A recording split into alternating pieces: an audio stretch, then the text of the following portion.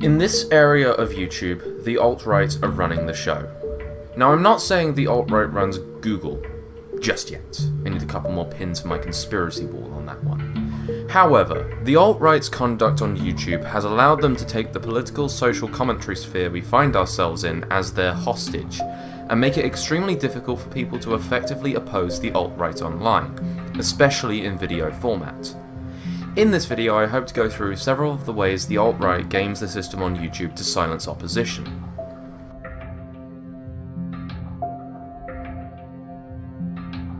Have you ever noticed, pretty much every anti-alt-right video has mass dislikes? Now, a lot of these come from being shared on places like Poll. However, we do know that there are Discord servers that actively have people vote botting on YouTube. Grundsätzlich wisst ihr wahrscheinlich alle inzwischen, dass wir vorhaben, ja, sowas wie Trollstürme oder wie auch immer ihr das nennen wollt, auf konstruktive Kritikstürme, pass auf, ja. Okay, konstruktive Kritikstürme auf verschiedene Ziele durchzuführen. Lasst niemals irgendwelche Rückschlüsse auf diesen Server kommen. Grundsätzlich kann man dies, ihr habt jetzt gleich gesehen, wir sind jetzt auf dem Server so rund 1000, ich muss noch mal gucken. 1250, glaube ich, waren es. 1268 wurde mir gerade angezeigt, so viele sind wir gerade. Das klingt jetzt wenig, wenn ihr überlegt, ihr habt jetzt ein YouTube-Video mit 200.000 Aufrufen oder sowas und jetzt kommen da 1000 Likes oder Dislikes dazu. Das ist jetzt nicht so unbedingt so viel. Das kann man aber relativ leicht multiplizieren, indem jeder von euch sich, ja, wir nennen es mal Brandkonten oder Fake-Accounts oder nennt es wie ihr wollt, wer Anglizismen nicht mag, einen Brandkonten erstellt und dann meinetwegen mit 5 Konten dabei geht. Dann haben wir schon die 5-fache Anzahl. Von mir aus könnt ihr euch auch 50 erstellen. Das muss jeder selber wissen, wie viel Zeit und Mühe er investieren möchte. Wie genau das vonstatten geht, wird euch gleich noch ein Offizier erklären. Ja. This is from the former Reconquista Germanica server. They had a strictly militaristic structure inside the server. Yes, these kids were barking orders at each other, and they based it on ranks in Nazi Germany and had ranks like Paladin. The laughing. They would use multiple accounts, up to something like 100 each. So basically, 1,000 dislikes could come from just 10 or 20 individual people. That nasty comment from an alt-writer that got 300 likes, maybe only 3 people actually pressed like on that. Generation Identity was heavily connected to the scheme. They were the ones who allegedly sent the handbook on how to create mass accounts, and Martin Sellner was a VIP in the server. Now, we know that there's likely also a lot more servers like this, since there are rumours of English speakers doing similar stuff and having been the original source of these tactics in the first place. So basically, the alt-right are exploiting YouTube to affect the analytics of videos they like and dislike, giving them an entirely artificial advantage and pushing their videos to more people and making videos against them look worse.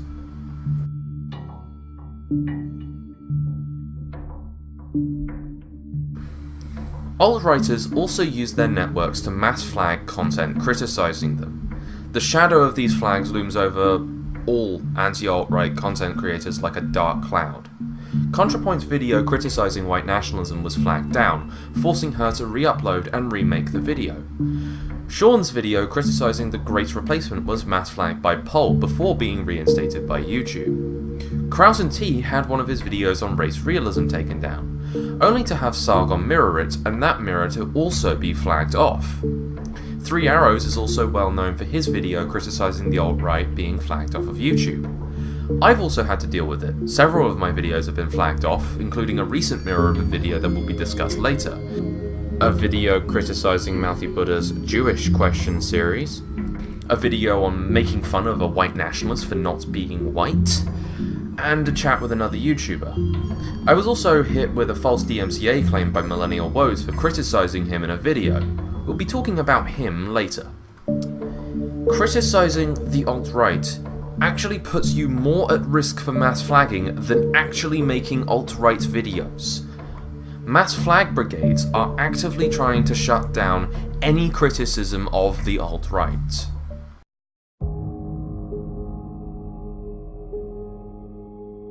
This is Colin Robertson, going by the online moniker of Millennial Woes.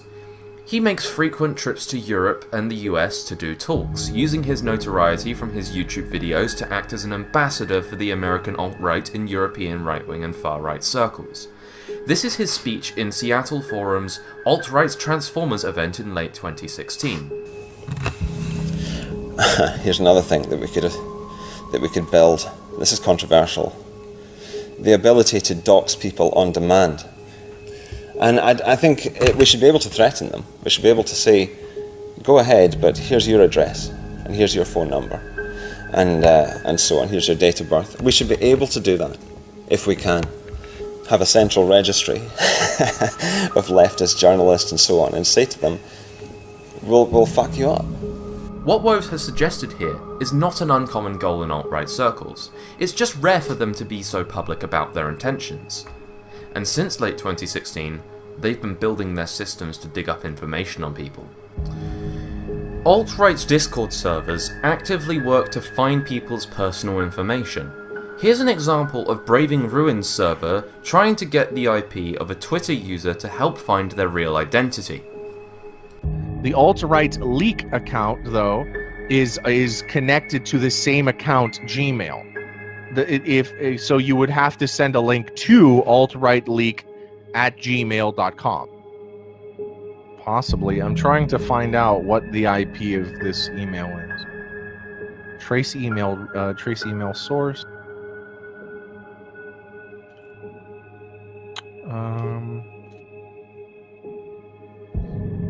No. The thing is that it's using the Gmail IP. I'm trying to ping the actual IP of the owner of this email. Does anyone want to use their Google Drive and basically use a Google Drive share for an image and send him that with an IP grabber link? Opponents of the alt-right are being doxed constantly. It's almost a guarantee for it to happen at this point. Doxing from alt-righters is so rampant that it's not just opponents that have to deal with it. Being a member of their movement doesn't mean that they won't dig into your private information if they can get it.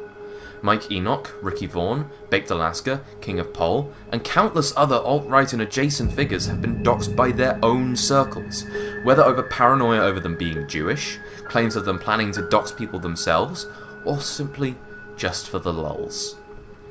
Being one of them isn't even a get-out-of-jail-free card. Even their own figures are beholden to these threats.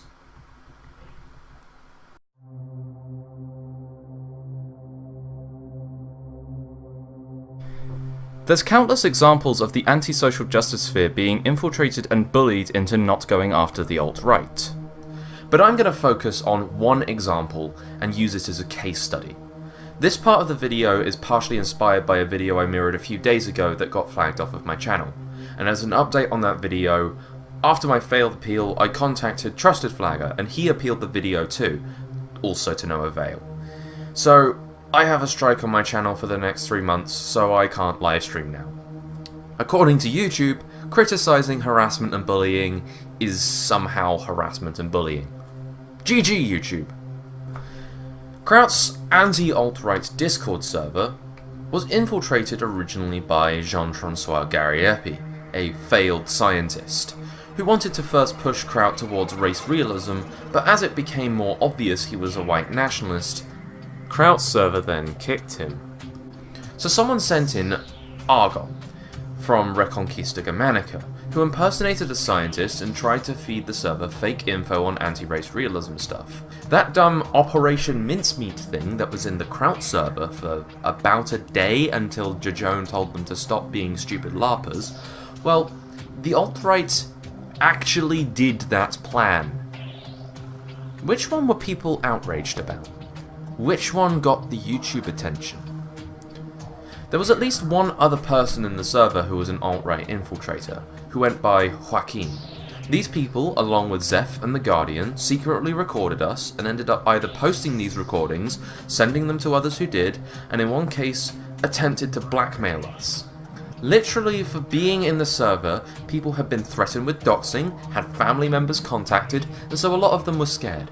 I'm not gonna name names, but a few anti-social justice types did condemn Kraut's server publicly, even though they told him privately that they know he did nothing wrong. And the thing is, this is why the anti-SJWs are in such a bad position to fight the alt-right at the moment, because the community is so full of infiltrators and crypto-fascists. They make friends quickly, get info on you, try to work out your weaknesses and the best ways to fuck with you, and then use these as tools to keep people in line. If you start criticizing or disavowing certain protected figures, then you will find a slew of whisper campaigns inside the community trying to make people suspicious of you and turn friends against you. And some cryptos will play good cop, while the open ones are harassing people that step out of line. A lot of these YouTubers are basically in an abusive relationship with their own community. They rely on it for social interaction, they have an income coming from it, and people have enough dirt and information on them to make life hell if they need to. So a lot of YouTubers just kiss the ring. They pay the mafia, because they're not activists or freedom fighters. They're mostly just painfully average people with opinions on the internet. They weren't cut out for this. Nobody knew how to deal with the alt-right, and even if they did, the infiltration came too quick for them to even realise it was happening. But back to the Kraut server. So this part needs a little bit of explanation. We had a system in the server where we would watch a video from an alt-writer and then have the scientists explain the flaws of what they said, and then discuss how to best explain that to someone who didn't understand science very well. These were all recorded so Kraut could go back and refer to them while doing research for his video. In one of these calls, Kraut ordered a pizza. He didn't mute himself, therefore he said his address aloud in one of these calls. Now, this recording got into the hands of one of the leakers, and when the massive server leaks posted by Braving Ruin dropped all of the research calls in a mega file. So, Braving Ruin posted Kraut's docs while trying to prove he was a doxer.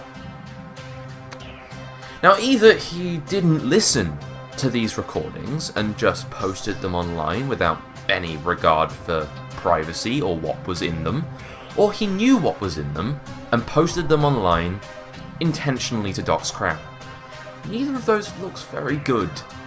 But the first really begs the question, if he didn't know what was in them, why did he post them in the first place? Now, the interesting thing is in Metaca's video on Kraut, there are a few old forum posts from Kraut on an old atheist forum. Back when Kraut was anonymous and Braving was still edgy sphinx pretending to be a moderate classical liberal, a few goons of Atheism is Unstoppable, another YouTuber, were trying to dox him. Kraut found someone posting an image of his face and found this image of his face on this old atheist forum. He traced it back here eventually. He contacted the forum owners to get it deleted. The funny thing is, Braving knew about this forum account, and since he was in the call while we were helping Kraut scrub the info, I wonder if he had anything to do with the information getting into the hands of Metaca. But that's not the important bit.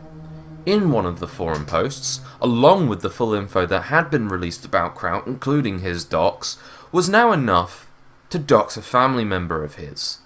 This family member has been threatened, has had phone calls, including one telling that family member that Kraut had committed suicide and they needed to pick up his dead body. This is why Kraut left YouTube. Not because he got caught doing anything wrong, but because his family was doxed. Meanwhile, all over YouTube, he was being smeared as a doxer. But was he? Was this just some attempt to shut down a doxing server that was threatening alt-writers and other adjacent figures? In late September, after the aforementioned Mouthy Buddha video I made, Kraut contacted me after months of radio silence. Obviously we'd had a massive falling out, but we both, after deciding to talk, temporarily buried the hatchet since we agreed the alt-right was a bigger issue than any personal drama between us. I joined the server soon after. Most of the server was chatting about random stuff and sometimes discussing things about the alt-right or listening to Jajone lecture us on genetics. I sometimes chimed in to suggest moving away from race realism, which eventually Kraut agreed was the best move. He wanted to make a final race realism video in response to JF Gary Epi, but after that he was going to move towards history videos. Isn't it funny that the leaks, including his docs, dropped right before Kraut was going to finally put together that video script. Isn't it? So who did Kraut actually dox? There's only about 3 people the alt-right have accused Kraut of doxing. Coach Redpill, a man whose name was public on his Patreon, along with appearing with his full name on Russia Today, the accusations of doxing coming from Kraut handing around public accusations of fraud and blackmail towards Coach, and Aidan Paladin, who recently said she'd never said Kraut doxed her. After this, they made accusations of him doxing JF Gariepi, which doesn't make sense because the only thing that they could call doxing were the court documents released by Destiny's Crowd weeks after the server was already leaked and Kraut was called a doxer. So what exactly did he do? According to Braving Ruin, the leaker, all of his moralizing about doxing in the server actually never happened now, and his only concern was that Kraut wanted to smear people. Yes, the original leaker is running away from doxing accusations when he realised that he might actually have to defend them.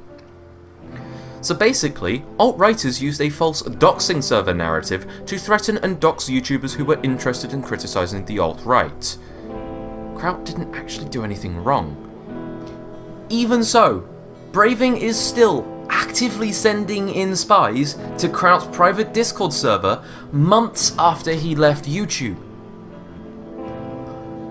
What we're looking at is a situation on this platform where pro-white nationalist videos are mass upvoted and critics of it are mass downvoted and mass flagged, where the alt-right threatens and doxes people who stand in their way. If that doesn't work, they threaten people's families, while smearing their victims as the unethical ones. However, I don't think this will be solved by trying to ban the alt-right from YouTube. Platforms of this size are mostly moderated by algorithms, and these algorithms have already shown themselves to effectively harm anti-fascist content more than alt-right content. Not to mention, their subculture of sensitivity to censorship makes banning their videos more counterproductive than anti-fascist ones, since it gives them an opportunity to signal boost them. Attempts to crack down on the alt-right will only amplify the problem. We need to build actual momentum against the alt-right. Criticize them, show them how they're wrong and unethical, how their ideas don't hold up to scrutiny, and do it on topics that they're not comfortable with. Discuss the problems with the ethno-state, expose the more extreme bigotry in their groups, make fun of their conspiracy theories and their own hypocrisy on their values, show the real-world effects of their movement's existence, and call out their horrible tactics. The only reason they can shut their critics down so easily is because there's so few of us. The more people there are, the harder it will be for them to do that. The alt-right aren't running Google, but they run YouTube like a mafia. At the moment, they run the show. Let's change that.